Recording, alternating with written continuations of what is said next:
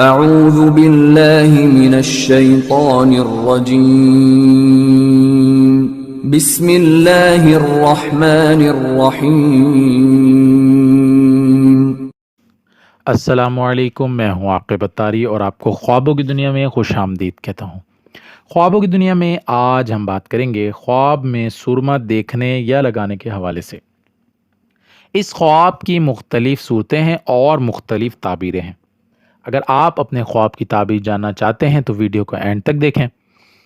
اگر چینل پر نئے ہیں تو چینل کو سبسکرائب کر دیں اور ساتھ ہی گھنٹی کے بٹن کو بھی پریس کر دیں تاکہ ہماری نئی آنے والی ویڈیوز کا نوٹیفیکیشن آپ کو بروقت ملے۔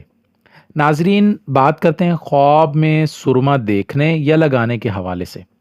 حضرت ابراہیم کرمانی رحمۃ اللہ علیہ نے فرمایا کہ خواب میں سرما دیکھنا مال ہے، اور اگر کوئی خواب میں دیکھے کہ اس نے سرما ڈالا ہے اور اس سے مقصود آنکھ کی روشنی ہے تو دلیل ہے کہ دین کی صلح ڈھونڈے گا، اور اگر اس کا مقصود اس کے خلاف ہے تو دلیل ہے کہ اپنی دینداری لوگوں پر منافقانہ طور سے ظاہر کرے گا تاکہ لوگ اس کو اچھا جانیں۔